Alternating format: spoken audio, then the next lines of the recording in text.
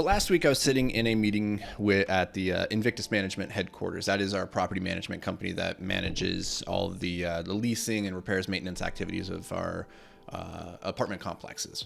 And I was talking to our leasing agent. I was just trying to understand a little bit more about our leasing process. And one of the questions I asked is, okay, so of the people that we show an apartment to, what number of them apply to move in?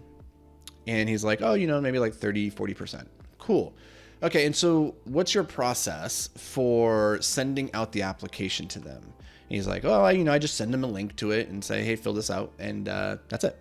And I was like, cool. Okay. Do you follow back up with them? Like if they don't respond or fill it out in the first 24 hours, what's our process for that? And he's like, well, I don't follow back up at all.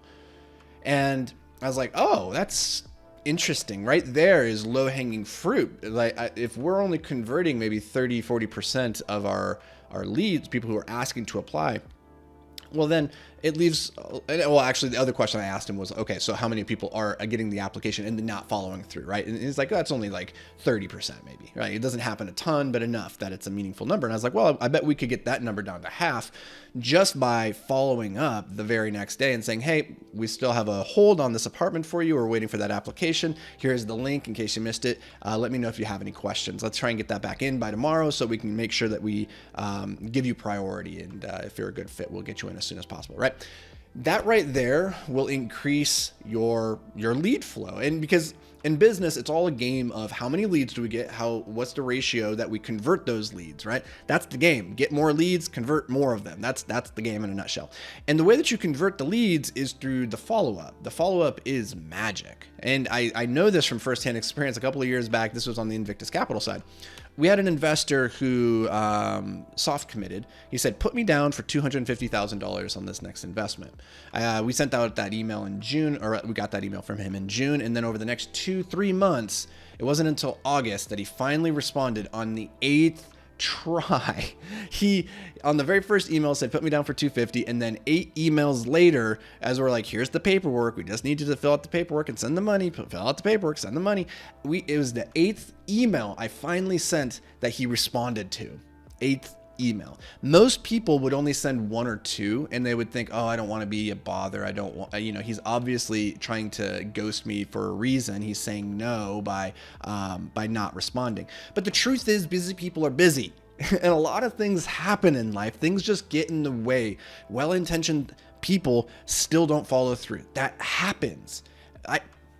Case in point, I had one of my best friends in the world. Him and I are terrible at communicating with one another because we'll let long periods of time go by and then both of us will assume the other one doesn't want to hear from us, right? I'll text him and then he won't respond. I'll text him again and then another 6 months go by and it's like, oh, he just doesn't want to maintain the relationship anymore. And then you'll get a call out of the blue from them and they'll be like, yeah, I feel really bad. I've been meaning to get back to you. Life gets in the way. I'd love to connect again. And you're like, oh yeah, I forgot. This happens to me, it happens to them. Life just gets in the way sometimes. And so the thing that we have to understand as entrepreneurs is that we must never assume we know the answer.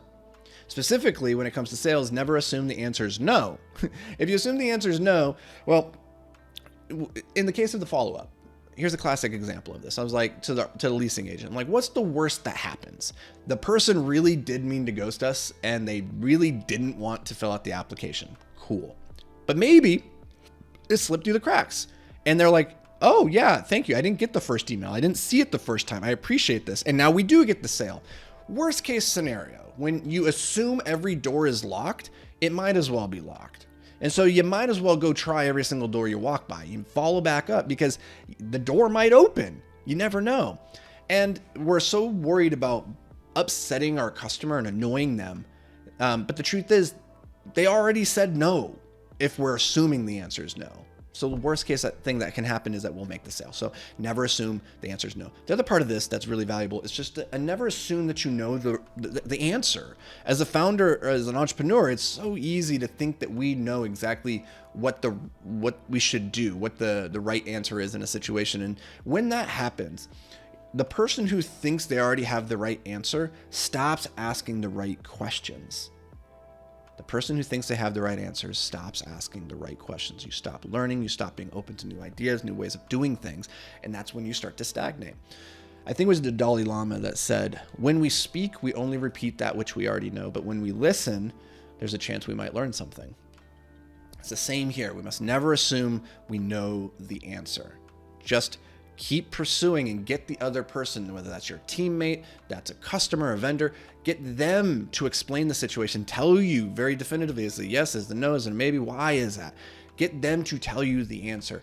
And your job is just to keep asking the right questions that get you closer and closer to that right answer. So hope that brings you a little bit of value. This is a lesson I have had to learn the very hard way over the years. So hopefully this can accelerate some of your learning. If you want other techniques for accelerating your learning as you're scaling and growing your business, go to beyondtheapex.com, apply for our group coaching program. And if it's a great fit, I'll be in touch. If it's not, I will direct you towards some other resources that might be able to help you grow your business.